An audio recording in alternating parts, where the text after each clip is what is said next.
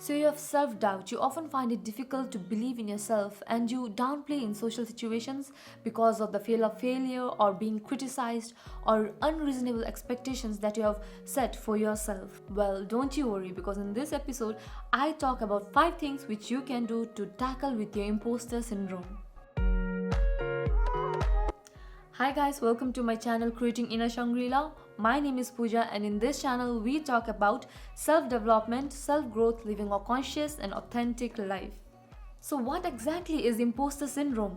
Imposter syndrome are feelings of self-doubt and not being able to digest your accomplishments. It's when all the accomplishments and skills and all those things which you have got in your life is because of your hard work and your persistence, yet you feel like you don't deserve it and you feel you're not worthy of it.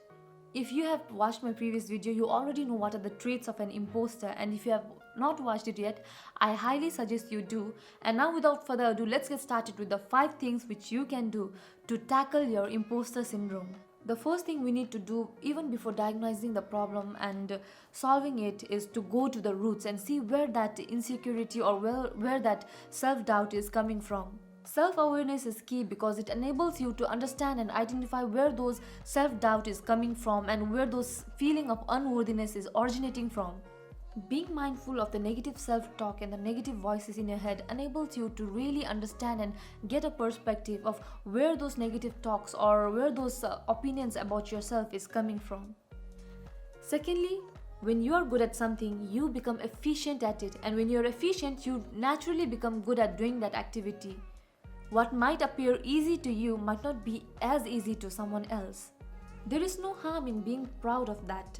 Taking humility in things or your accomplishments where you're good at is necessary, and you should not attach fear with the things which you're good at. You should never attach fear with your skills. When you become fearful, you feel unworthy of what you're capable of doing. And here is a secret sauce.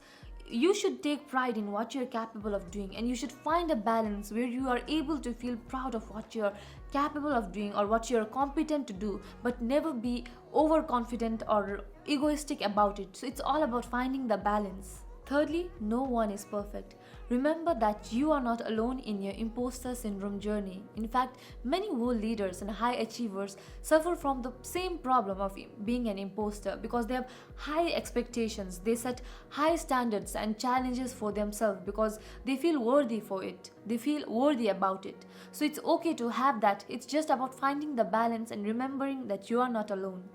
You see, a perfectionist is someone who has such high standards that they constantly try to keep on pushing that standard higher and higher with each performance or each target that they meet. They're overachievers and end up being too hard on themselves. So try to be more open to things or circumstances and accept that it may not always turn in your favor. Just do the work and let go of expectation. Tell yourself that it's going to be okay either way. Number 4 is being open to new avenues and opportunities.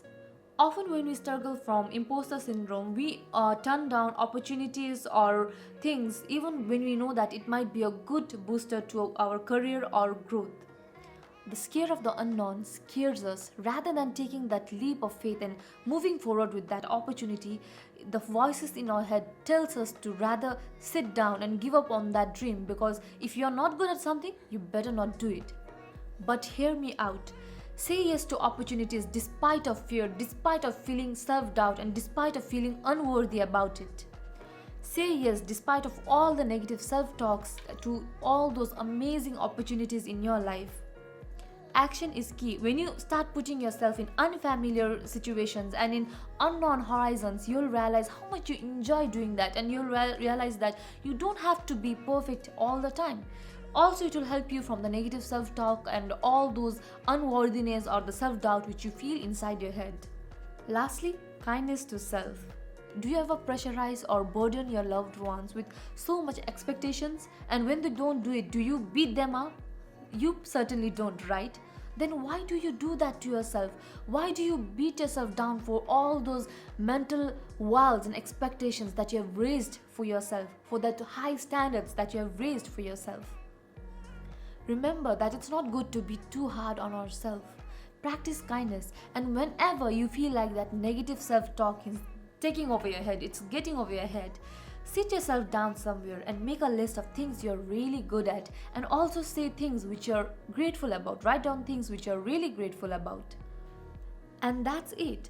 Believe in yourself, but love and embrace yourself at the same time as well. So which one of the traits are you going to start working on, huh? Please let me know in the comment section below, and do like and share this video with your loved ones and people who needs to hear this now.